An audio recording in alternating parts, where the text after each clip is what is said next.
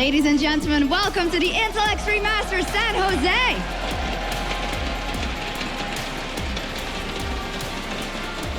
Well, I don't know if I have to ask, but are you guys excited? Well, I mean, I have to say I'm very excited as well, because today we will crown our very first Intel Extreme Masters San Jose champion for League of Legends. I'm Evie Schok-Supporter, and I'll be guiding you through all of the action today. And I think we can all agree that after yesterday, it's the Unicorns of Love that have the momentum coming into this final day. But of course, it's far from being a done deal. So actually, let's take a look at the schedule to see what we've got lined up for you guys today. We're going to start off with a huge matchup, our second semifinal, a best-of-3 between Cloud9 and Alliance. And then we will follow that up with our celebrity ARAM match. The team of HotShotGG will take on St. Vicious's team. And you will definitely want to watch that because we've got a lot of surprises in store for you guys. We'll close everything out with our grand final best-of-5 to see who our champion will be here on the stage today. It's going to be a jam-packed day here at the SAP Center in San Jose. And now to intro our very first game of the day, I'd like to pass it over to our equally handsome and talented experts. Thank you very much, Shocks. I am Rivington Bism III, the host for the expert desk here, and the brains that I get to pick today for our first best-of-3 matchup are Christopher Monte Cristo Michaels, Steven Snoopy Ellis, and Joshua Jat Leesman. We got the Riot bookends for this one. We're going to get this one going. We'll see what happens in these first few games. We had a lot of action yesterday, I guess you could call it an upset, but not really an upset because it was going to happen that Team Solo Mid was somewhat the favorite. People thought Unicorns of Love could win it, and they actually did very hard. So let's take a look at the bracket real quick, see how all of those results kind of panned out so far, and what we're in store for today. 2-0s across the board for the best-of-3 sets. As you can see, Unicorns of Love moving very fast through the bracket, taking out Team Solo Mid as well. And we're going to come up to our first game of the day. You can see it, Alliance versus Cloud9, to move on to see who will be facing Unicorns of Love, who is really on top of their game right now. We saw so much cool action yesterday with some Twisted Fate in the jungle. We may see some more. Kickus was going off. Power of Evil was going off. And we saw Corky, Ezreal picks as well, flex picks from Cloud9. There could be a lot coming out today. Do we think that Alliance is ready? Let's start with them. Reckless coming out on the team now as we jump to going over a little bit of what they can bring out to the table. Are they going to be ready? Is it a team, do you think they're going to be able to take down this Cloud9? Well, I mean, we know that they've been in America for the last few weeks, very heavily preparing and practicing for this match because this is where a lot of the teams were that they could actively scrim against. And so we have to see what kind of condition they're in. I think that swapping out an AD carry is one of the easier things you can do in terms of team synergy because they're mostly a mechanical player, generally not shot callers. So I think we should see a pretty comparable alliance to what we've seen in the past. The only problem I would say with that is that Alliance are going through the same thing that TSM did yesterday, where it's their first game at the tournament, so they might not be quite as warmed up as a team like Unicorns of Love or C9 is coming into today. I think that's why TSM didn't necessarily do as strong as they perhaps could have. I mean, it's not the only thing, Monty. I know you're grinning at me. It's not the only thing, but we're not talking about TSM yet. But yeah. I'm sure we'll have another section on those guys and Unicorns of Love. But to expand on what you're saying as well, I think Cloud9 definitely has the comfort advantage. Yeah, Alliance have been here for 2 weeks, but a lot of Cloud9 grew up here. They're from the San Jose area. They really want to win this event. And yeah, they actually didn't look amazing yesterday, but Meteos played very well. I think they cleaned things up in the second game. And it is a little bit of getting used to your bearings, which Alliance hasn't had the chance to do so. This is the first we're seeing of them, and we're on the final day of the event. So Cloud9 has a bit of an edge in that sense. They have a bit of an edge. They're also looking at Cloud9 here as they were getting ready, entering the SAP Center here in downtown San Jose. Jack leading the forefront there as the team getting ready. They brought out some flex picks yesterday, but we've known Cloud9 does somewhat have some shallow champion pools, and flex picks doesn't necessarily mean you're picking up more champions. It just means you can switch them. Do you think that could be something that would really hurt them? Well, we'll see. I think we were all surprised by the Corky. It sounded like from the interview, Cloud9 was surprised by the Corky. Hadn't practiced it at all. But, you know, it worked once, and I really respect the fact that they just went with it again. If you can win one game off of it, might as well not show anything new at all and just go with that Corky again, go with the same style of double AD composition. So what else do they have planned? Now, for me, balls was a little underwhelming yesterday, not in the laning phase. In fact, he did quite well in laning, but his positioning outside of that, he didn't look the most comfortable on team fighting with Lysandra. And when we expect Cloud9 to typically have very solid team fighting, they did seem a little disjointed yesterday. And I think that is a little bit of cause for concern. We'll see if they can kind of pick it up and get back to what we expect from this team, I think, a little later today. And Snoopy, now with Alliance kind of changing up the roster, do you think they could fall back into what the super team felt when they first started, actually not finding results and not finding the ground they want to hit first? To be honest, when we look at the change from Tabs to Reckles, I don't think it's such a huge upgrade. I think Reckles is a very talented player, but he is, as you said, going to have to get used to the team, kind of mold in with the team. And it took an Alliance a whole split to really get their roster together before they started dominating the European scene. I think it's going to be the same thing coming into this. I don't think it's going to be a dominating Alliance that we've seen in the spring split, or in the summer split in Europe, sorry. They'll still have to get their bearings. I don't think it's going to be a really, really strong showing from this tournament. All right, and Jet, you talked a little bit about Meteos. What can they look to do? You brought out Jarvan, which is not something they're going to ban, but it's something they have to be wary of here. What can they really do to attack Cloud9 in that area? What can Alliance do to try to attack Meteos? Yeah, absolutely. Honestly, I think taking away Lee Sin is a natural counter. You get a pick and a ban with that pick because Meteos has it as a solid champion. Yes, Jarvan had a good game, but I think that was just strange circumstance and a weaker opponent. Shook mains Lee Sin, always has. I hope he doesn't play Elise because I don't think Elise is very good on this patch. And I mean, as far as tackling Meteos, I think it just starts in champion select. All right, we'll see. Right now we're about to meet the players themselves, so we're going to throw it down to Shocks on the stage. Thank you very much, Rivington. It is indeed time to meet our teams here for our second semifinal here in San Jose.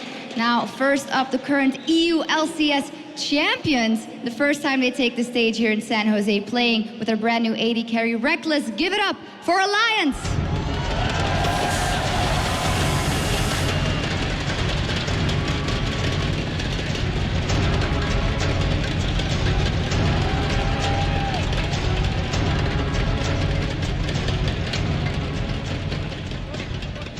And on the other side, they got here through a clean 2-0 swoop over Pain Gaming yesterday. They are on their home turf. Give it up for Cloud9.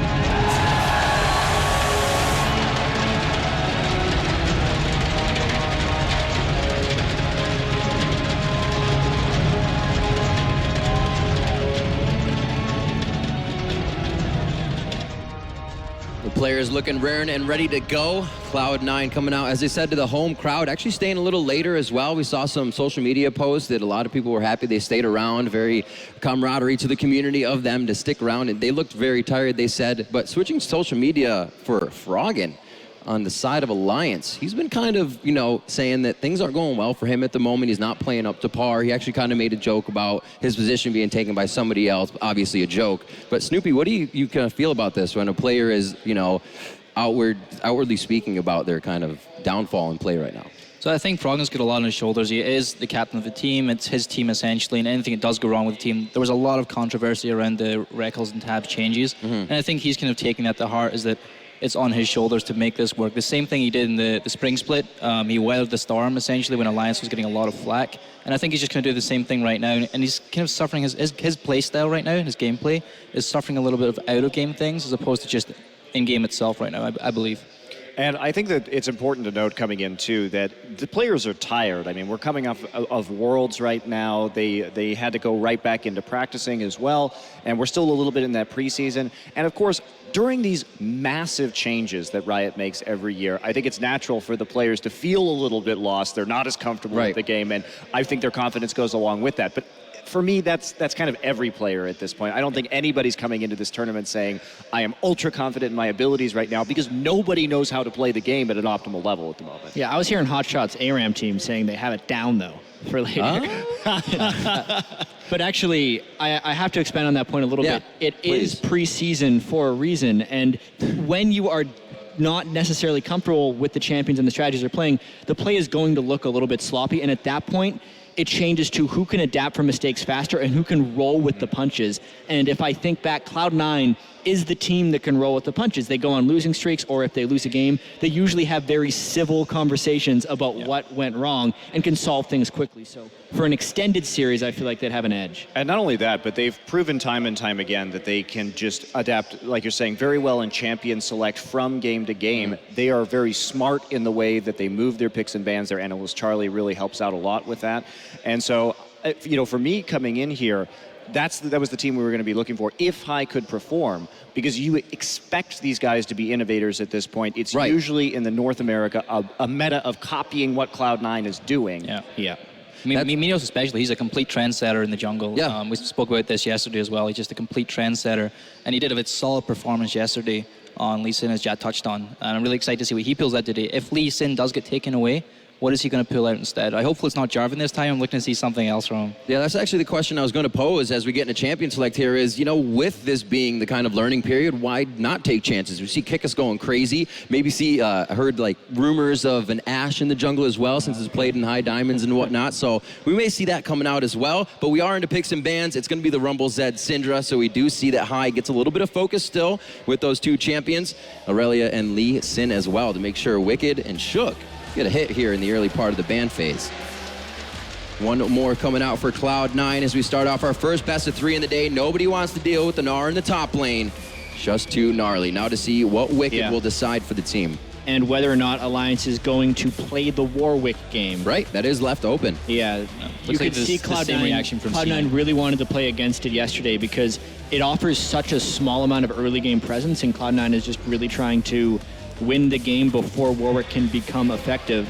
And it doesn't seem like Cloud9 wants to play that game because they want their jungler to be able to help their lanes early. Right. Same thing with this match. And the first pick Corki here, now we have seen many first pick Corkis, but this does limit the options that Cloud9 has, because they really, if they want to run the double AD, they need the Corki to do the mixed AD and magic damage. That's the way that comp works out best, so that you can't itemize against it effectively. So I think that's a particularly savvy pick for Alliance first here, to make Cloud9 show something new.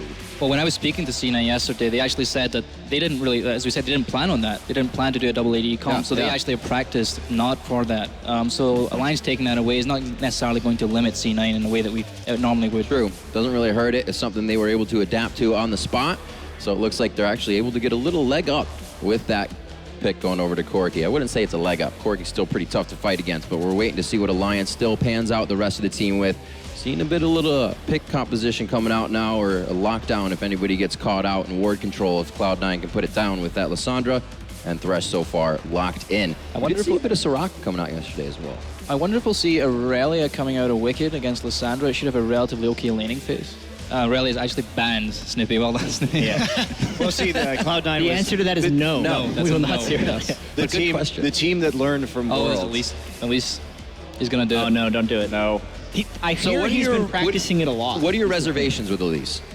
I mean, I feel like she takes more effort to use than she did before the patch, and she was barely worth the effort back on the Worlds patch, basically. Right. I don't think she has the type of late game scaling she needs, or necessarily early game presence to make up for those things. And we talk about the level 6 a little bit with the stats and the health going down. She doesn't have an explosive 6. She just gets 6. As team fights are a lot more centric now, at least it doesn't have that presence in team fights that other junglers necessarily provide. But cocoons are still insanely strong, and Shook is a player that's known to land those cocoons, so it can create a great impact in this poke game. If you just land one cocoon, follow that up with some damage, you'll take down towers, you'll take down objectives. I'm still worried about their composition shaping up so far, because it is relatively low damage in the late game right now, so they're going to have a very impactful top and mid laner to make this work. Also, balls on the Lissandra again. Great in lane yesterday. Very lackluster in terms of his positioning and ultimate choices, and that actually delayed Cloud9's victory pretty significantly against Pain. There isn't going to be a Warwick in this game, though. He was caught out a lot by Warwick ultimates yesterday. It's true. Sneaky getting Lucian, that's going to be very good for them. They're putting together somewhat of a composition that we saw from them yesterday, so they're going back to comfort for what they feel now. We know Sneaky can wreck some house on that Lucian, but we're looking for the damage coming in from Alliance, and that's not really going to bring all the damage that they need, but quickly locked in for Reckless. What rounds out this team now for the mid lane? What can control it? I mean, LeBlanc is still there, but you could get locked up by the Lissandra if you try to go in hard on a fight. This is going to be a tough pickup for these guys. They can still use the Corki, right? Yeah. So traditionally, Maokai is actually pretty good against the double AP setup. If C9 does go down the double AP route, it's not guaranteed that they will right now. But when we looked at OGN, Lissandra had a really solid laning phase against Maokai in the top lane. It's really important to note that this is one of the first games, if not the first game, that Jace has been available, and Jace would be an excellent pickup for Cloud9 if Hai is able to play in the mid lane. I feel like it would have been an excellent pickup for Alliance as well. Yeah. They would have the Corki plus the Jace poke, mixed damage basically coming in, as well as tank and Maokai, but none of that stuff was happening. Fizz versus Wow. The in team. that pressure in the mid lane, though, from Jarvan and Fizz against the Xerath, I wonder if we're going to see a level 2 gank coming out of Meteos again. He did it in the previous game, and I think that could happen again in this game. All right, well, the teams are locked in. We see both sides. We will be into game shortly, but we're going to take a quick break before we're back with Alliance versus Cloud9 from the Intel Extreme Masters San Jose League of Legends.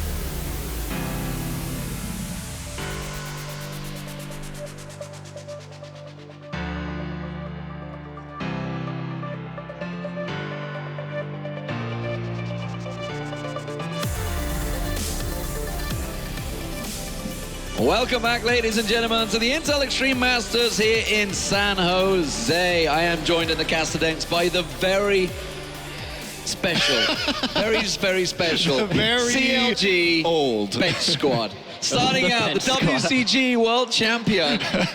Back in 2010, should have brought my gold medal. Sam Kobe Hartman Kensler, and the man that replaced him at CLG just before the Season 1 World Finals, Saint Vicious. We're the original Smite missers. You got Kobe 24 and then Saint 24 over here, so we got it unlocked. Now they have these newfangled smites. They're all color-coded. They tell you how much damage they do without mousing over them. Yeah, right?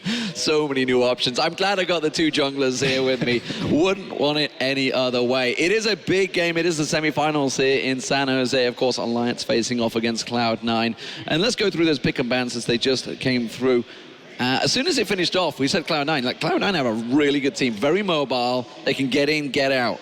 Yeah, one of the things I like is a bunch of gap closers versus Xerath versus a team that has the opportunity to poke so much. And then, as Saint was talking about, Fizz is just a good last pick just because he has that healing debuff. And there's a lot of healing on this team as well. So if they build that magic resist aura pretty early on, I think they have a good chance. It's also really hard for the Elise to put pressure on Fizz. I mean, hitting a cocoon when you have a... like, you can make yourself pretty much untargetable. It's going to be pretty hard to gank that. But I think if Alliance could actually get ahead and get, like, a poke situation down and start, like, whittling them down, they can be really well. And it's going to force Cloud9 into a position where their only option is we have to engage on them. And if they mess up that engage, then it go really bad for them. And of course, we should talk about that man that was just on the screen there. It is his debut, Reckless, his very first game. I actually had the chance to talk to him yesterday, and he was like, it's very different being here, right, with Alliance, because his family, the only thing he's known in League of Legends so far has been the 2 years he spent with Fnatic, because he was there for a full year before he was able to play in the LCS. So it's a big change for him, and of course this is his first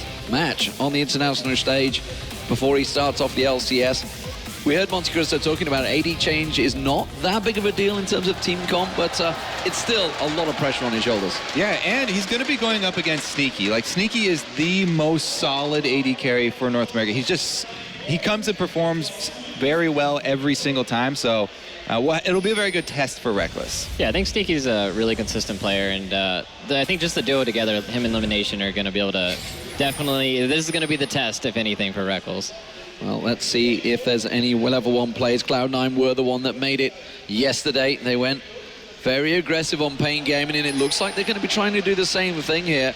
And obviously we've been talking very heavily about jungle because the 420 patch, there was a lot of changes to it, but again, they get in that vision in and around the blue buff. I really like what Cloud9's doing compared to some of the other teams we saw yesterday. A lot of the teams are really passive in their level 1s, and they pretty much like let the other jungler do whatever they want to do, and the team do whatever they want to do. And Cloud9 is like, no, like, we're going to go in your jungle, we're going to find out what you're doing, and we're going to do what we want to do. Right, and it's something that they have always been known to do, right? Getting the early vision down so Meteos can establish, control of both jungles. In this new patch, getting control of just one of the sides of the jungles to get information on where your opponent is starting can be really, really huge. Well, we'll see if it works out. That ward, of course, being placed very deep, giving them knowledge of whether they're having a 2v1 situation in the top. It looks like it's Cloud9 that want the 2v1. You can see that Sneaky and Elimination are heading to the top lane. We also have Balls, of course, doing the buddy system, which we saw him doing yesterday against Pain Gaming. So he's following once again with Meteos.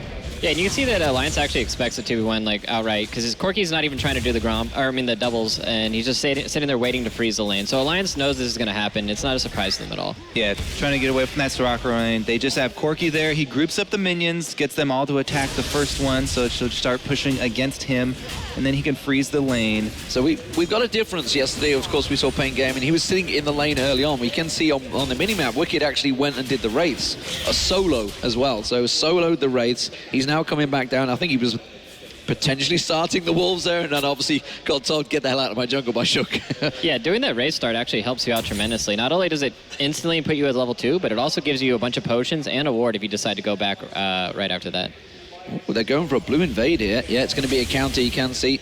It is Cloud9 starting out the blue frog and dodging out of that death sentence from Lemonation. Again, like we saw yesterday, a lot of roaming from Lemonation, and it is going to be a counter blue from Wicked and Nif, and here comes Shook to finish the deal and close that one out. But Lemonation's nearby.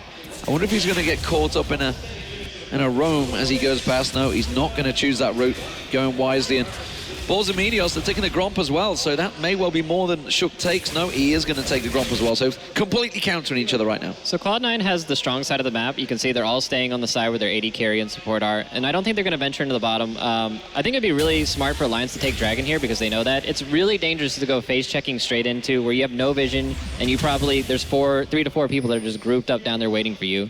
I'm surprised they aren't going for the Dragon, though. Like, Elise is still pretty... Even though the Dragon can AoE your little minions, Elise is still very good at doing Dragon, and especially with Soraka. I'm just surprised they didn't go for that. Yeah, and Dragon, you can literally take no damage from it right now. It's pretty easy to juggle that aggro if you have a support that knows what they're doing and just walks in to get it to change targets at the right time. They did have some fairly deep wards in the jungle to see anyone going for it, but they make the rotation up top to try and clean up this experience that's up at the turret. Ooh. Shook might want to make a move here. Maokai does have his twisted But look, they got the deep wards. They know that Shook was there, and immediately Sneaky and Lemonation back well away from that one. The Tribush ward giving them the coverage as well. So all of the knowledge required for Cloud9. So good research on Alliance, it seems there. Going back to the jungle, this is the first time we're seeing an Elise, and you guys, obviously, you knew this was kind of coming. We've heard a lot of it, that Shook's been playing a lot of Elise.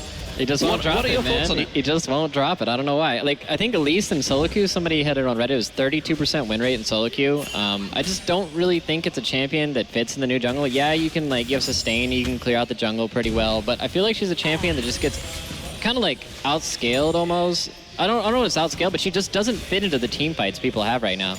People are really AP heavy with their team comps. You can look at like Alliance's team comp, they have Maokai, they have Xerath, Corki does a lot of magic damage, and I think it's a lot better to have these physical damage junglers right now. I mean, they have pretty much a full AP team right now. I mean, Corky even does about 50% of it, so it is a full, very much heavy AP comp, and that actually may prove a problem for them late game, because Cloud9 could certainly stack up some of that magic resist, though. At the moment, we are seeing Meteos taking a peek towards this mid lane. Xerath, a champion we've seen a fair amount yesterday. One of the more popular champions, it seems, in 420 so far. Yeah, Poke is really big right now, and as you can see, he gets a pretty good chunk there onto high. But because Cloud9 have been spending a lot more time mid with their jungle roaming around, high has actually accrued fairly good CS here against Xerath. You know, the range disadvantage not hurting him at all. Yeah, it's actually a really good matchup for Fizz if you can make it out of the laning phase and pretty much get to level 6, because you have so much kill pressure with Jarvan. Like, all you have to do is hit the fish, and then you're just done. Like, you don't have any escapes. That barrier is not going to save you. Yeah, really, it's up to Xerath to try and take advantage of those early stages where he can try and keep Fizz from CSing, but because of the lane swap there, he got a lot of support, and he's got a good start. I was watching through pick and bans, and I mentioned, it's like, why did we not see a LeBlanc instead of a Fizz?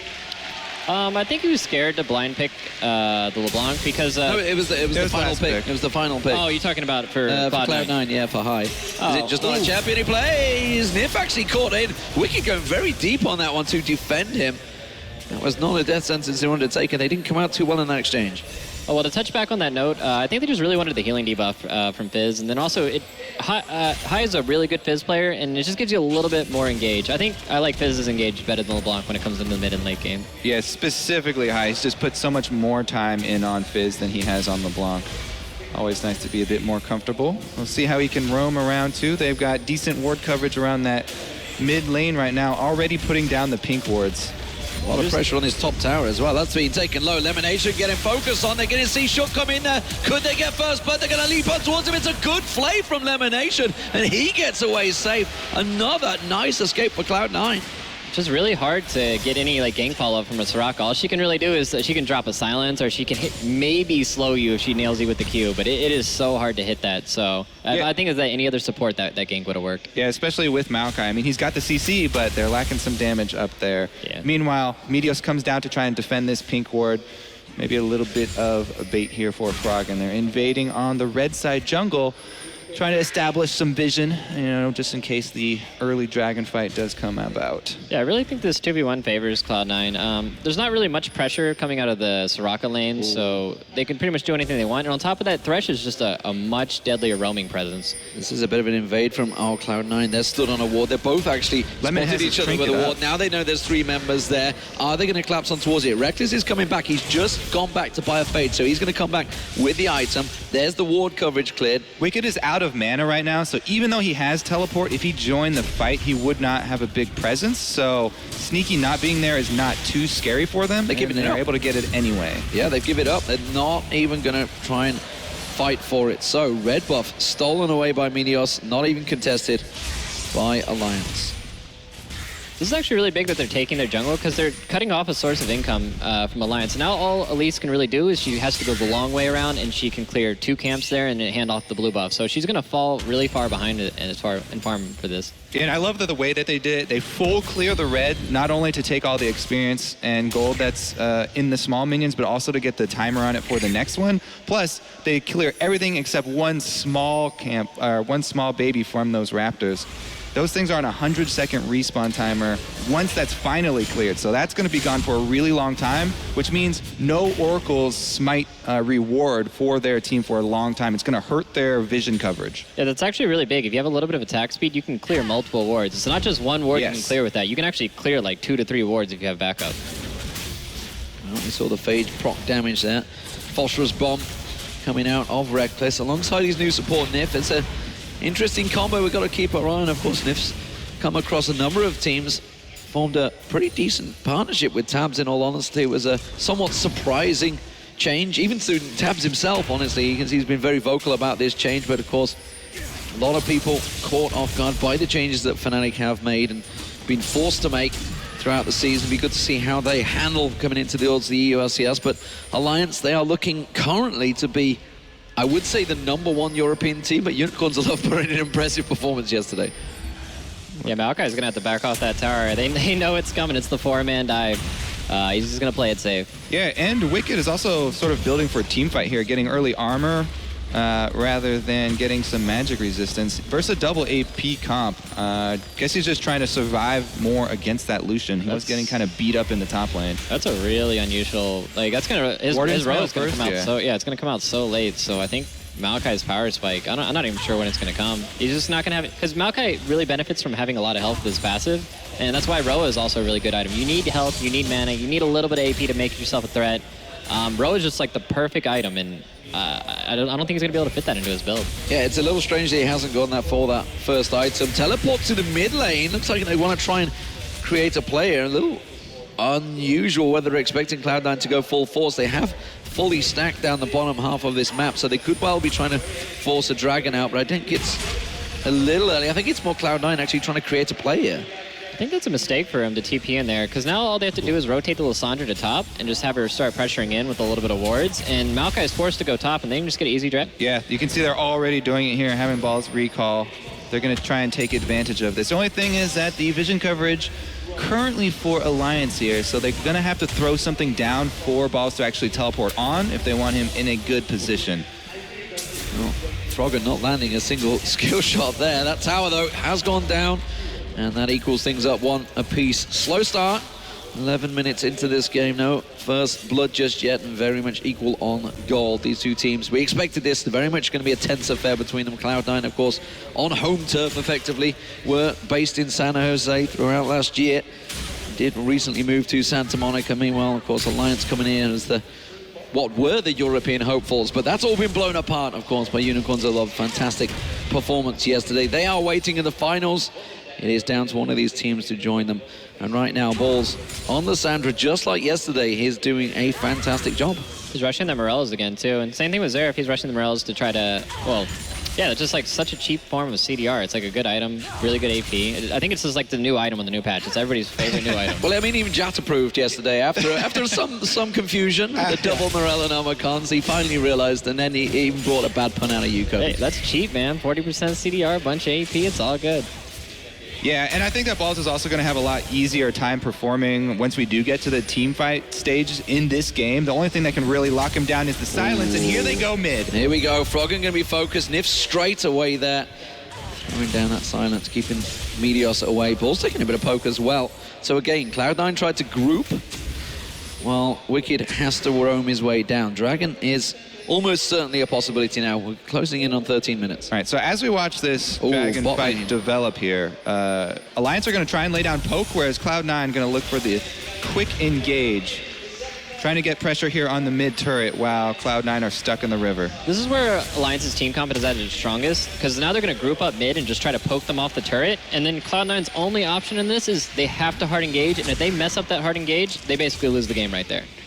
They forced them away. Reckless has joined the team, and that is now a 5-man Alliance squad. They have the river control, they have the ward control. It is leaving Sneaky all alone on this bottom tower, and this could be the second turret of the game. It looks like Wicked has to deal with this, and again, nobody going to start off that dragon. It's a little scary when there's no picks. Yeah, Cloud9, whoa! Fish just to try and clear minions there and help, but some good jukes from high. He had to use Flash. Flash as well, yeah. Wicked now and also having to pop his ultimate down the bottom there and try and get out of it. Flash also burned by the top laner. While this is all happening, Balls is free farming on that top lane, and he's going to continue going, but it does mean Alliance, they're going to try and create something. The Flash is down, the ulti is down for high. This is the time to go. They may well be able to get this dragon. Yeah, plus he's back in base. That's it. That's theirs, definitely. This is not too bad, because Lissandra's just free farming. You can see she's getting ahead in CS to the Maokai. So as long as they just make sure they get that next dragon and they're ready for it, so they can, get the 8% AD and EP, I think this is okay by Cloud9. And that's also the first time I've ever seen a Fizz wave clear with his ultimate. Yeah. You can shortcast it if you want and just drop it on the floor like that. Currently, Alliance have grouped, and look at this. Balls and Meteos waiting to lock them up, and they are very much tightly stacked. That could be a horrendous ultimate if Balls catches them in the right spot. They do gently back away. Sneaky takes down that bottom turret. That's the second turret for Cloud9, and of course, with the global gold changes to the dragon, it does put them in the lead. One more Reckless shot. continuing to take down the second turret for them. And that is Alliance now with their second turret as Cloud9 back away. But that mid turret, it's a big one to take down, and Cloud9 had to give that up fairly easily. Well, this is really dangerous for Alliance because now the majority of the outer turrets are down. So the only thing they can group up on is that top turret, and they have to go pretty deep into the enemy territory to do that. And when you have like this poke comp versus a hard engage comp, that's when you're going to be your most vulnerable. Plus, they'd have to move a lot of their vision up there. Right now, they've spent pretty much every single ward that they have down around that dragon pit to get that first dragon. I like the little line of wards from the blue side. You can see they have the little 2 pink wards down. They have like perfect symmetrical little ward placements. Well, Cloud9 continue to play this one slow. It's kind of what we expected. Well, Cyanide getting involved in this one. Ex-Fnatic player alongside his ex-teammate. And he, like he said, kind of surprised to see Elise, just like you were, just like everybody was here. We kind of knew it was coming as well. We're like, is he going to go for it? Warwick and Pantheon were both available, as was Jarvan, but Elise, one of the first, I think it was like the second lane of picks they went for, so very early pick as well. So Shook very much still relying on that old champion. This is something that honestly will be leveled at Alliance throughout the 2015 season is, can they adopt to the new metas? Wicked's always been a struggle to change champion pools. Is Shook also stuck in his ways? Well, I think one of the reasons why they went with Elise in this team comp is they know the only way they can lose in the early and mid game is if they get hard engaged on from the, a flank. And you saw he went sidestone before he even finished his full jungle item. So he just wants to ward up everywhere on the sides, make sure they can't get flanked, and make sure the Zeref's going to be safe. Well, one thing that Froggen always talks about is the vision game. They're very much picking that up. That's something they have adopted heavily from the Korean meta. Oh, we're just about to see whether... No, they're not going to go for a gank here. Balls is actually waiting, just hidden off the side. Now he's going to go back to tower, so he's not going to try anything. And the other thing, though, there's 2 parts of that vision game, right? You have to really keep control of Cloud9's wards because Balls can flank from pretty much anywhere. If he gets a teleport in on anywhere behind your team, then Lissandra's amazing at coming up with that flank. It was the biggest thing we noticed at Worlds. Obviously, while it's one thing to put your vision down, Koreans would defend. You're not only going to put the pink wards down, you will defend and fight for those pink wards. Middle tower not being defended, and this is a clean push from Cloud9. They may be able to get on towards the second one. You can see Alliance, they're trying to flank around, but they're a long way out right now, and that's a lot of damage going down. Yeah, so Cloud9 not wanting to fight that poke right now, so they just trade the top turret for the mid turret, and they're going to try and get out of here, but Alliance hot on their heels. Yeah, I really like that Cloud9 did that. They know that it's really hard to defend against all that poke and sustain, so instead they just trade it. It's a safer play, and I think Cloud9 is a team that's always down to trade objectives like that, and that's one of the reasons why they're such a strong team. Well, Wicked wasn't the one they wanted. Hooked on him. Looks like he's going to go for that Rod of Ages now, so it's going to be a delayed Rod of Ages, and that's going to be a very slow one as well. We're nearly at the 20-minute mark, and he hasn't yet to complete it. So that is going to take a while to get stacked out. Lichbane, first item as well, coming out of high. Rather than going towards anything else, we'll see if that works out for him. Morellonomicon, of course, was picked up by Froggen early. Looks like it's going to be a Void Staff to follow, or whether he'll switch off to something else. Of course, Froggen, he builds anything he wants on some champions, especially in Ivia, but we haven't seen it for a while. We'll see how he's adapted, because a lot of the rumblings we've been hearing is that Froggen's actually not adapted that well. I mean, yeah, he's still playing the same champions he played last season. I mean, Zeref is like, he's not that bad of a champion if you have the right team comp set up for it. Poke champions are still really strong for controlling objectives, controlling turrets, so it's not like he's like completely out of the meta. It's like, oh, what am I even playing here? But yeah, he's definitely sticking with the same champions. Yeah, and he's also tailored his build for the earlier power that we've seen a lot of people start doing, the cheaper items here that are going to give you that big boost. Morellonomicon right into the Void Staff, so even at 2 items, he provides a lot of poke damage. The thing I really wanted to look at, though, was Lemon Nation. He upgraded to Home Guards really quickly for his mobility boots. The Cloud9 are putting so much effort into getting those deep wards because all they need is that one team fight where they have Balls teleport in behind Alliance, and if he can get a good engage, like the entire team can crumble very quickly for Alliance if Cloud9 are able to make their engage quickly. I think the engage is going to be a little hard for them. I mean, you see Corki, he has second item QSS, and I wouldn't be surprised to see that coming out of the Zeref right after that. So yeah, I just wondered since they built that, I wonder if that's like go time for Alliance, where they realize, okay, I've completed this, let's try and make a fight. Let's try and force something. Dragon up in 30 seconds. Meteor's a little out of position here. He's going to flag and drag back into Dragon Pit. The lantern was thrown from Lemonation, but it seems that Alliance are posturing for a fight. Well, they're doing Cloud9's pulling them around the map here. As you can see, High split pushing down bottom, and the 3-man squad here kind of roaming all together to try and answer all lanes at once. Cloud9 trying to keep up the pressure. Yeah, this is definitely the right play from Cloud9. They know that they can't let Alliance get that hold with the vision around Dragon. They don't want to give up that Dragon. They want to have that 8% AD and AP. So they made sure to go into the enemy jungle, and they're not warding around Dragon. They're warding deep in the jungle. They're not even going to let them get in the first place. Yeah, the opportunity to get those picks for Cloud9 is very scary for Alliance. So we'll see if they actually do try and rush over to that Dragon. Looks like they're taking their time, and they're going to be too late. Yeah, it looks like they're going to try and force the mid instead, but they are way too late. And actually, I think because of the delay, Alliance are actually going to get it and face Cloud9. Yeah, they're going to get in position there. Sneaky, he's going to have enough to clear out that wave, and they got literally nothing from that. So all that posturing, all that chances they tried in River just completely backfiring. Cloud9 full control right now of the map. It's only 1,000 gold difference, but they are the ones that are very much dictating the pace of this game. Yeah, I give Cloud9 the late game in this. Once Fizz gets an Hourglass and he starts to get some CDR, he's just going to be a wrecking face. And same thing with Lysandra. Like, they might be able to build QSS, but that's not going to matter when once you have enough damage to just pop through that QSS, it doesn't matter if they're CC'd, and you just kill them outright. Yeah, exactly. Lysandra has other viable targets to ult. There are plenty of targets on this team that she can ult besides Corki, so we'll see if they just decide to 100% somebody who's a little bit easier to keep down. We gotta kill the Soraka, man. Exactly. That's the target. You know, the irony with Reckless joining Alliance, of course, Alliance were always the team that was very passive, took a while, made sure they got to their perfect moment before they started a fight.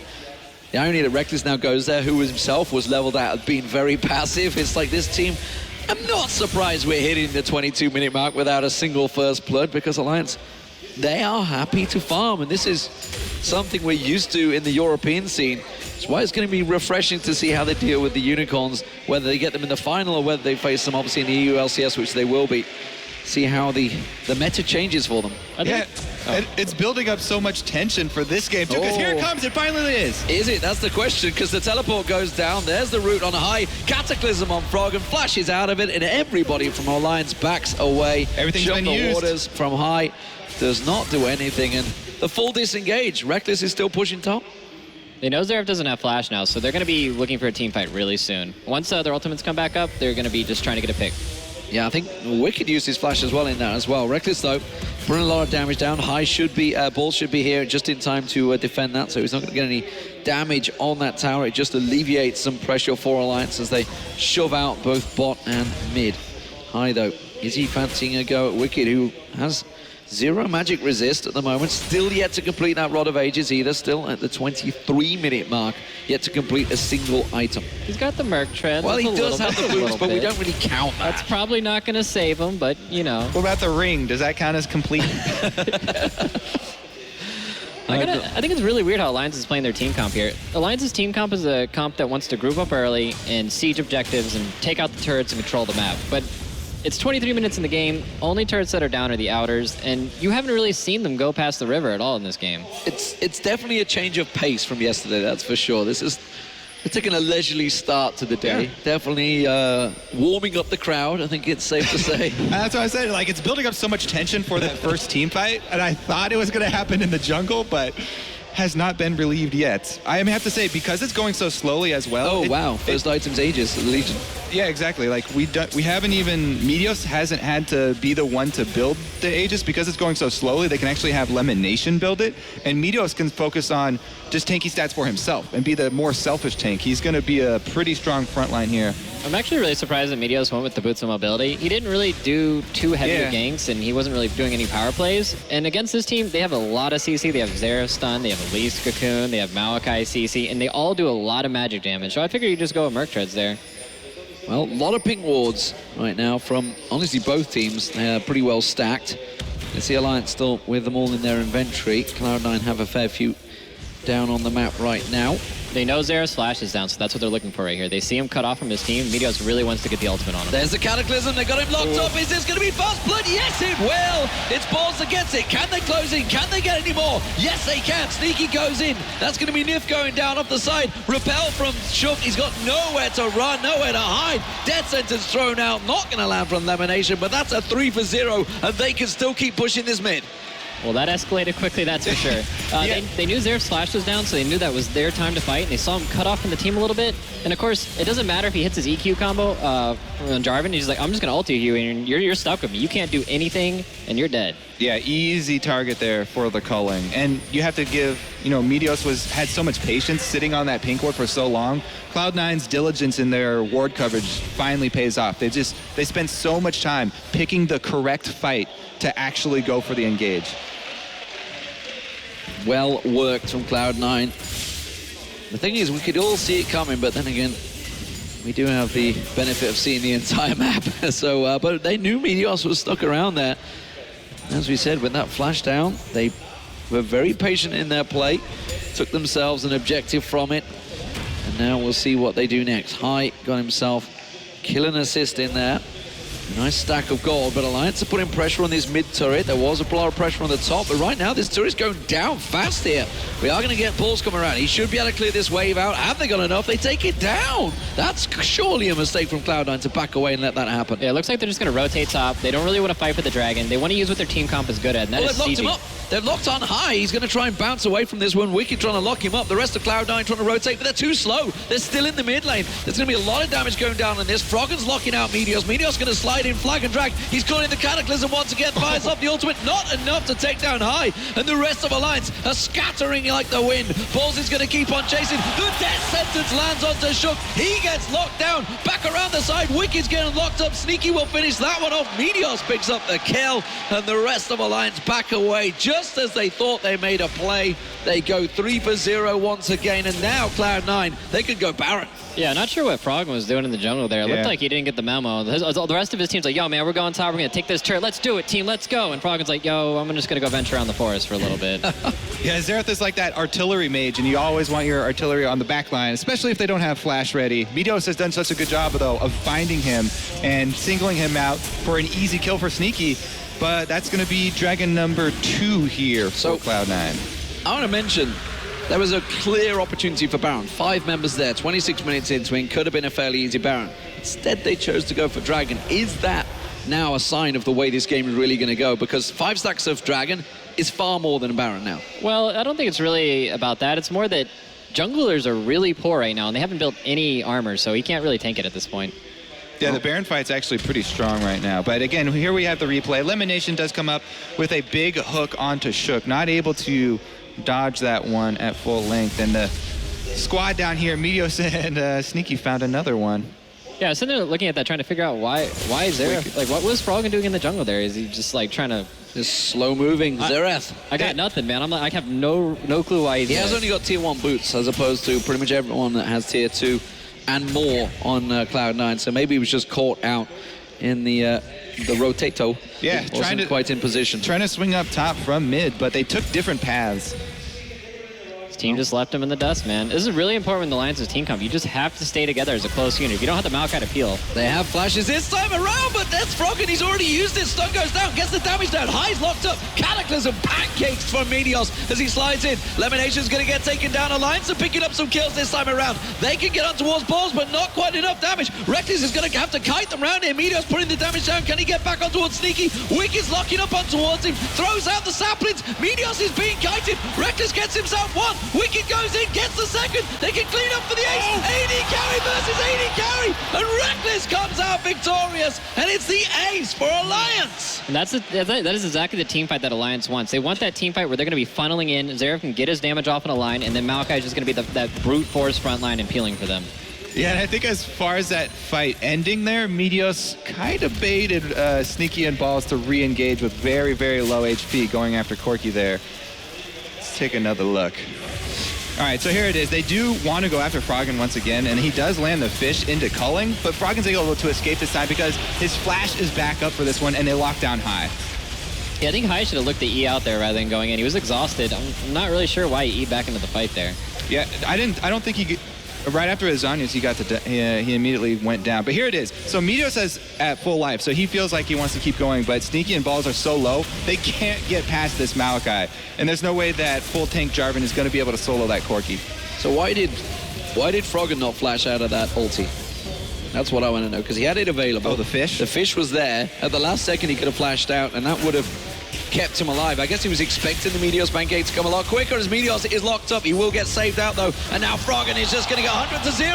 Is it enough? Yes, he's taken down. There's the bleed coming out. High now getting locked up. He can't get escape from this one. Teleport comes in. There's Balls to try and turn this fight around, but Cloud9 are very low on hit points right now. Nip gets focused. High goes down. Wicked locks onto him. Balls is going to get dropped as well. Zonya's Hourglass is enough to save him for now. Is it going to be enough? Here comes Reckless. Clean up crew once again for Alliance. Ooh. Sneaky though, doing the damage. In comes High, tries to lock on towards him. Meteos will get on.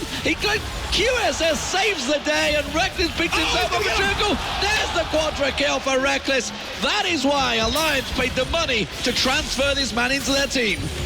Again, this backline here, Reckless the entire fight, dumping out the damage, and that QSS definitely coming up big for them. Yeah, Reckless is just free to do whatever he wants to do. They dropped all their damage on killing that Xerath, and they still have to deal with this front line and get through to Reckless, and Reckless is happy to sit in the back. He has QSS, he can't be CC'd, and he just do free auto attacks all day. Well, I mean, Wicked doing his perfect job of just tanking for days there. All right, so let's take another look at this. High going straight in onto Froggen. And he's able to use the Zanyas and survive long enough, but even though they killed Froggen and High was still alive, High had to spend the whole time escaping here and didn't get to add much more damage to the fight. Reckless, you can see he's in the middle, has to Valk out over the ultimate from Balls.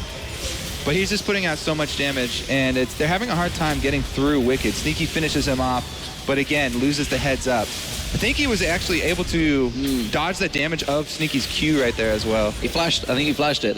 He would have gone down to the double, I think, but flashed away just in time. And Reckless now 7-0-3. Well, what a debut, that's for sure, and what a close match. We had Cloud9 starting to look to be in control, and I think for themselves as well, I think they felt they had a clear favorite in the team fight, but it's been Alliance that have come out on top in the last two with two clear aces, but still, Cloud9, they are the ones being aggressive. They are the ones looking for the kills as Wicked just gets tankier and tankier as this game goes on. Balls' damage is gonna become a problem soon. Oh, Wicked actually went with the new item, the movement speed one, the one that allows you to hard engage and then slow everybody around him. I think he's gonna use it as a peeling tool in this game. Wait, what is that? What was that item called, Kobe? He's gonna be terrible. What is it called? Righteous Glory? Yeah, the Righteous Glory. All right, the Righteous Glory of Wicked. He's just going to be running in and peeling with that thing. I can't wait to see it. This is the first time I've seen this item in competitive play. Well, they definitely do have the tank advantage here for Alliance, with Wicked as the 100% dedicated tank. Any tank that you get coming out of the jungle is going to be sort of that discount tank, not going to be quite able to soak up as much as Wicked. And Cloud9 still haven't been able to complete their locket either. I think if Cloud9 gets that solid engage that they've been looking for, I'm definitely going to give it to Cloud9 in this. And they have the vision around Dragon. This is a Dragon you don't want to give up because it's just more movement speed for more engage from Cloud9. And also, you mentioned Soraka pretty early on about being a very good target to take out first for Cloud9. Her being up this long in the team fights really, really extends them for Alliance, and is exactly what they want. Dragon going down very quickly, though.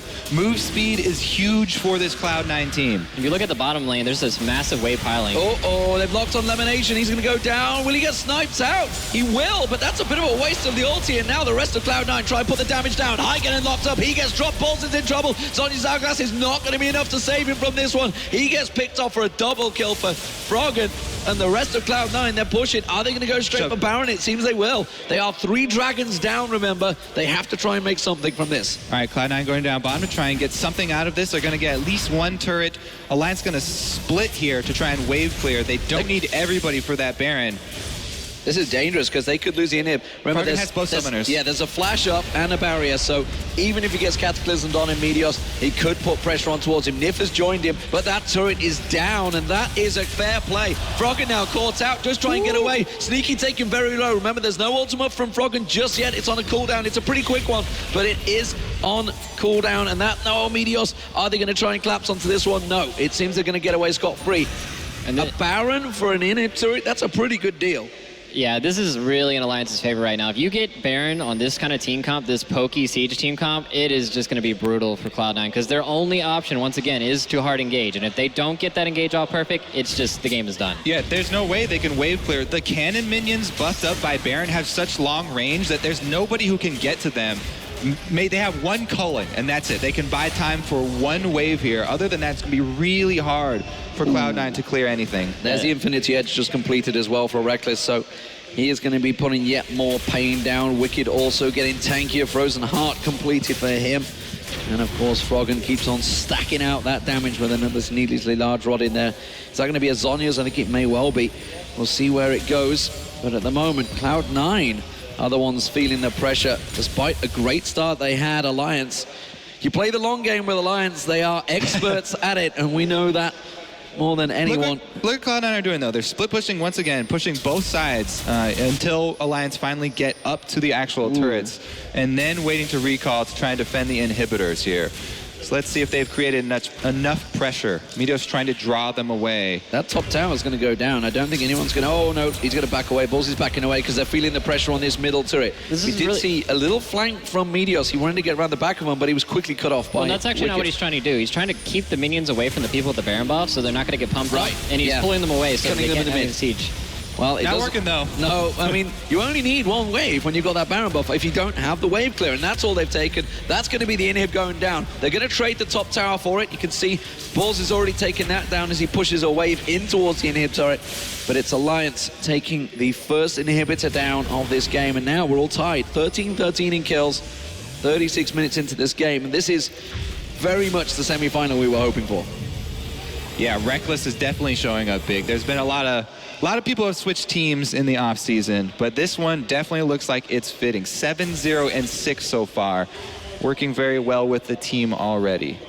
Yeah, he's having kind of a strong performance. I mean, Sneaky is definitely showing out too. He has 7-2-4 when his team is slightly behind. Well, they're not even behind in gold, but they're behind on the objectives as far as like turrets and inhibitors. I don't know. The Lions still have half on their Baron, but I don't think they're going to be able to use it in a siege. So I think the next team fight's going to be posturing around the Dragon.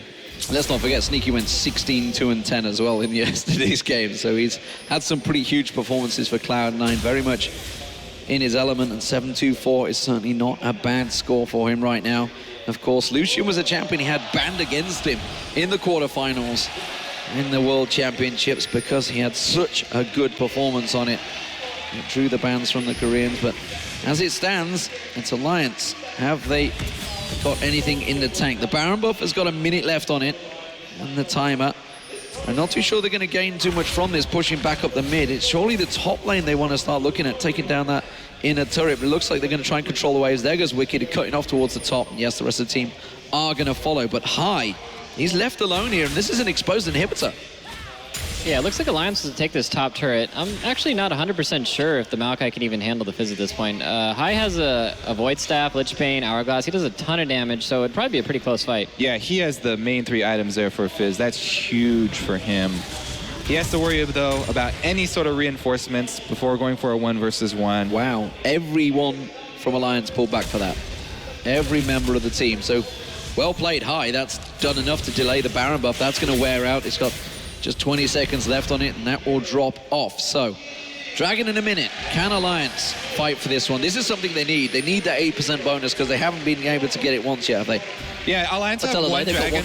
Yeah, Alliance actually do have one dragon, but really what they're worried about is You know what we need? You know what we need? We need a counter in this game. Yeah. I think the new spec mode, it's great. We've got so many new smite things in the jungle that have all got these new little buffs, but the biggest important change to the whole game was this dragon change. Shook getting hooked up, not going to be enough. That's not the target you want to get. You can just repel out on that. And of course you have Soraka to also heal the burst there. Soraka healing Maokai is a really big problem for Cloud9 right now. There's no way they can take down this front line. They have to get a good flank in, and this is what I was talking about with the Elite pick earlier, how they valued getting the Sightstone early, is he's just going to be warding up all their sides and behind him. You see how High is trying to get around behind them, but it's all warded up. They know when he's coming, and they're just going to move around as a unit and make sure that doesn't happen. So Wicked saplings fighting 3 members of Cloud9. Has he got enough to tank them up? He's going to lock up balls. Zhonya's Hourglass going down early. There's another Zhonya's from Froggen. Froggen in trouble. He's going to get locked up and dropped on a pancake, but they are grouped up heavily. Have they got the damage to try and counter it? No. Sneaky picks up 2. Can he chase on Shook very low? There's a triple kill.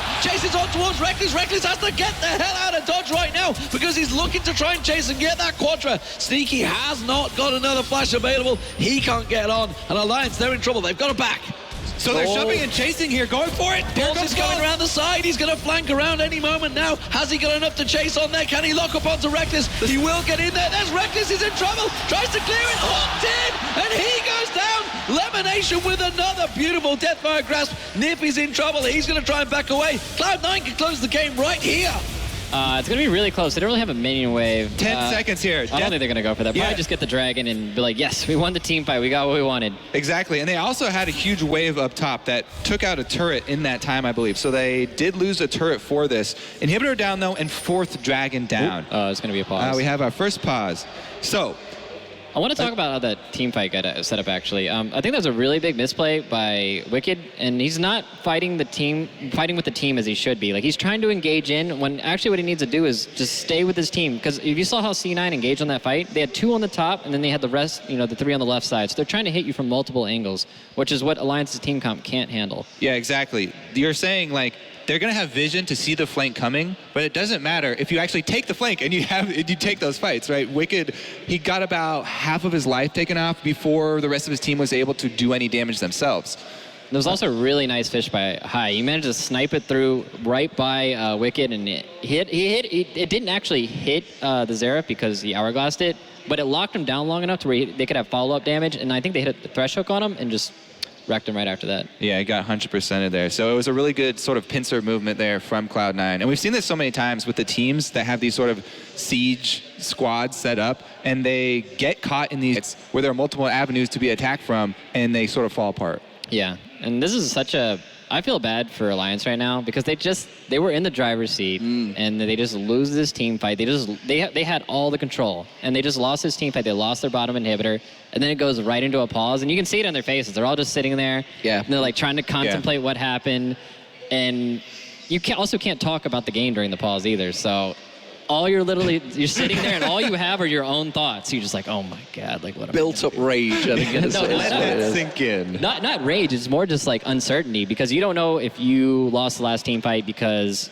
of what the team did or what the enemy team did, and you're trying to like pick that apart in your brain and you're trying to think about your next move, but you can't even tell that to your teammates. It's a team game. You're like, well, I hope you're on the same page as me over here. You're like looking at the other guy. You're like, maybe if I can just send him some telepathy or something. So when that happens, like the minute you unpause, is it just like a big, massive blurb of communication? Yeah, it's like everyone's like, it wasn't my fault. I was like, all right, man, I got like flash up and like, and then it's like everybody starts like, we're gonna go bottom, and it's like pretty much all the thoughts that people had sitting there waiting for the game to start, they all just explode them out like in like 10 seconds, and you're just like, okay, well, I guess we're gonna do that.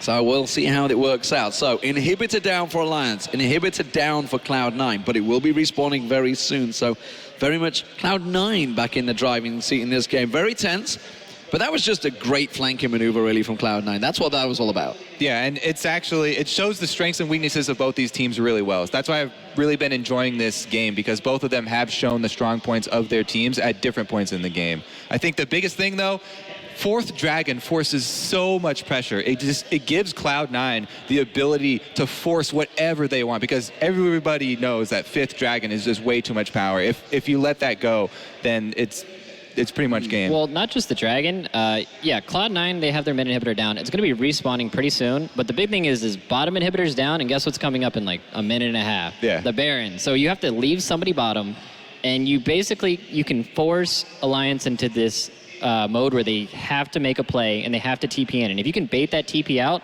you basically win a free Baron if you just don't die there. Yeah, and that's a really good point, because TPing in with this Alliance team, you need everybody there at the right time. If you don't have Wicked, like the tank with you when the team fight, those few seconds that the teleport takes the channel, it could be over by then. Somebody's gonna die in that time. That's true. The Lease isn't going to be up front lining against that Fizz that can just they have so much damage out of Cloud9 and so much catch.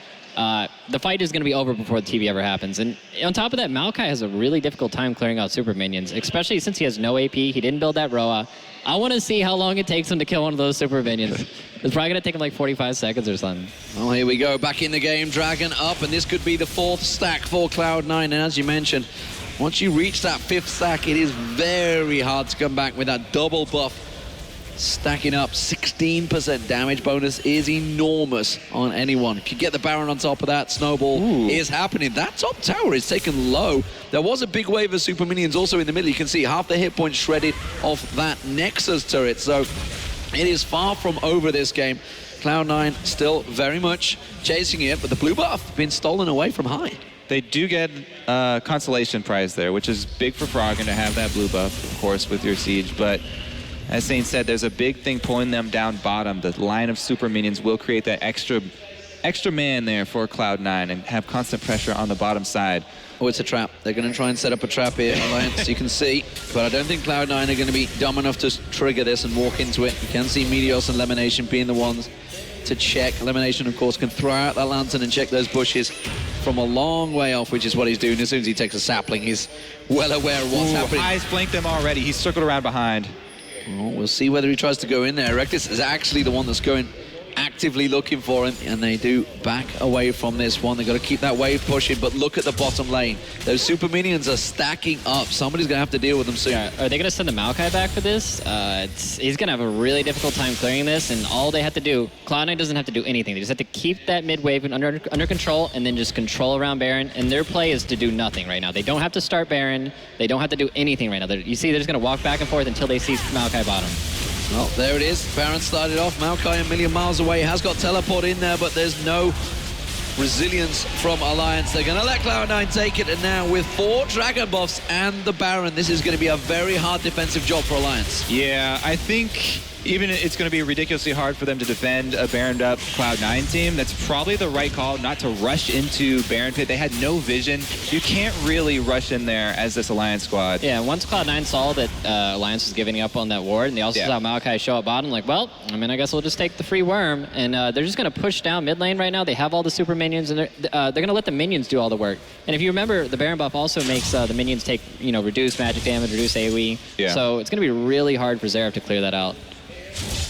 And it's going to be up to him, too, because the range on those cannon minions is probably the most annoying thing about this, because they sit outside of turret range and just slowly whittle it down. Yeah, who's going to kill this cannon minion on their team? There is no pressure on Cloud9 right now. They can just relax at the gates here. If they don't even end up getting this turret, it's not that big a deal, because as we said, the Dragon's going to come back up eventually, and they have complete control of the map right now. And just keeping Fizz bottom, they know Fizz is like a terrible champion in a push. You're not going to walk up and siege a turret at all, so he's just going to be down there putting pressure on that lane. So the hope for Alliance right now is that Cloud9 get over anxious and dive the turret. I'm not sure if that's going to happen. You can see, look at the range on that cannon minion, just popping shots off from very long way away. Froggen's having to snipe them down at the moment, but that turret's already down to half hit points, and there's a gigantic stack building in the top half of the lane.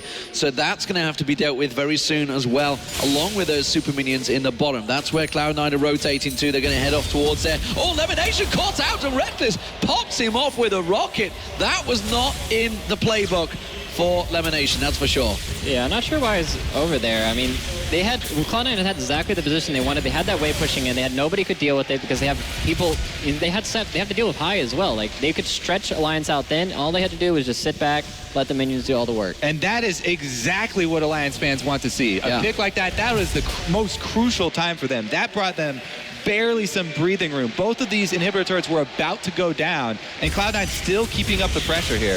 That wasn't even the ultimate from Froggen either. It had to be in the stun, and the Arcane Pulse just catching him out there. Super Minion still in the bottom. See, they're continuing to keep the split push going, but there's just not the same pressure there was a moment ago, and lack of that, Cloud9, they're backing away. They know that maybe that chance at sieging has been lost. They took that middle turret very low, but just not enough. I think they should go back to sieging. If you look at Froggen's mana when he's clearing the wave out, he has Morel. He doesn't have Chalice or a Chalice item at all.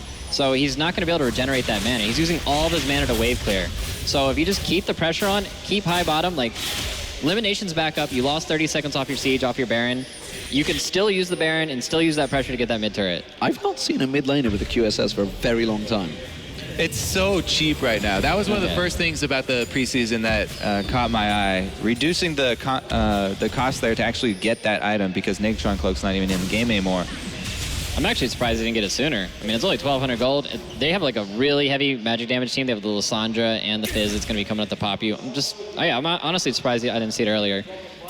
Well, now that he does have it, the two main damage sources here for Alliance are going to be able to get themselves out of Lissandra Ultimate. 50 seconds. Let's see, though, yeah. Ward coverage has sort of been established by Cloud9. There are some openings here for Alliance, and they definitely do not want to give that one up, so... Is this going to be the first 5th Dragon we've seen competitive? I don't think I've seen a 5 Dragon in any of the OGN matches. Yes. It's been, I believe, the longest game of the tournament so far. Wick is going to face check. He's going to catch it. He's the man that wants to be taking the damage, but I'm not sure he planned on taking over half his hit points in damage from Cloud9. And now, as you mentioned, the 5th Dragon. Alliance absolutely have to fight for this. Again, the Cullen massaging down on Wicked. He has got teleport, so he can go back to base, but remember that fountain charge. That's not even as quick as it used to be. Wicked has teleport, though, so he can just go back, heal, and teleport in for a re-engage. Or can he? If I tries to bounce on top of him, didn't manage to get back this time around, will be drawn away. And Cloud9, they know this is the big one. 5 Dragon stacks is huge. It's going to go down very fast. And Alliance are a little slow to react to this one. They've got it. And now Shook tries to flash in. He's too late to the party. They've got the double damage. Wicked goes in, but he's just left all in his own. Reckless getting picked off the side. Balls gets in, takes him down. Alliance are in trouble. Nip flashes away, but Sneak is chasing on him. He's going to finish him off. It's the ace for Cloud9. And surely game 1 of the series. What a valiant effort there by Alliance. They knew they had to fight it, but Cloud9, once they could burn that dragon down, there's no chance. Well, just like at the World Championships, Cloud9 took down Alliance in their first matchup in the group stages. And it seems that history will indeed repeat itself here. But this is a best-of-3 series. We have more games to go. But what a start from Cloud9. It was a 47-minute epic, but they are 1-0 up in the Intel Extreme Masters San Jose. What a relaxing start to the day for us. Such a long early game there. First blood not coming till well past 20 minutes.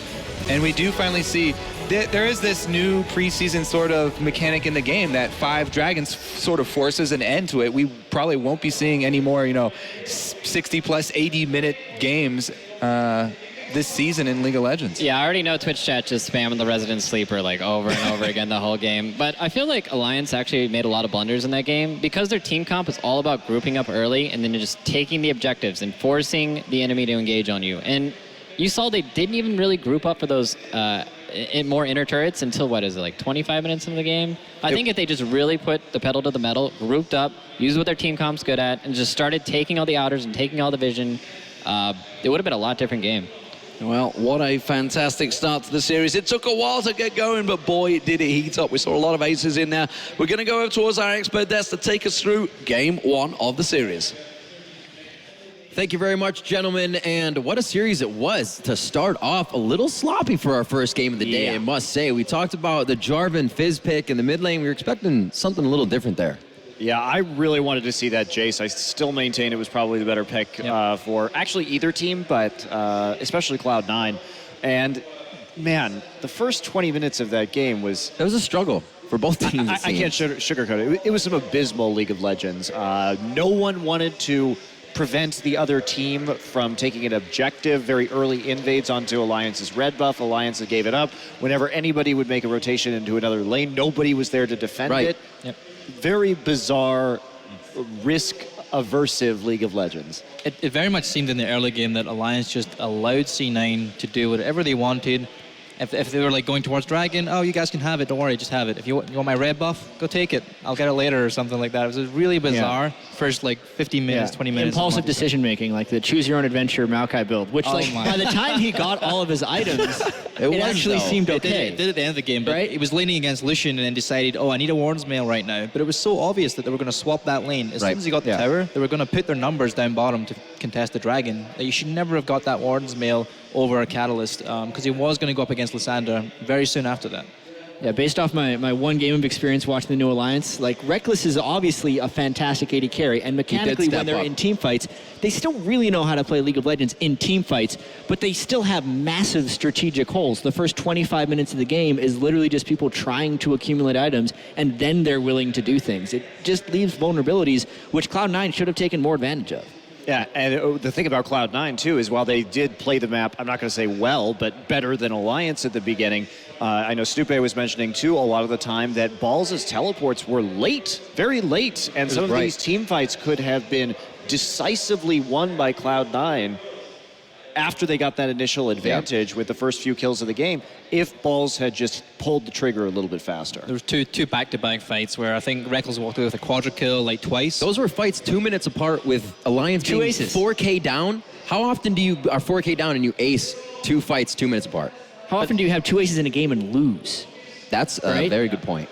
It just kind of goes to show how much they gave up in the early game. They didn't necessarily have to. Because when they were grouped up, their team composition worked quite well. They made up for having lower damage with extended team fights. The Maokai-Soraka synergy was very real. Xerath damage was really high if you could stay 11 fights, but just a bunch of strategic holes. All right, we'll see if both teams can patch up some of these holes. Obviously, Cloud9 with the victory is going to be moving on to the second game with a bit of momentum, so we'll see if they can come out big in Game 2 in our first best of 3 series here.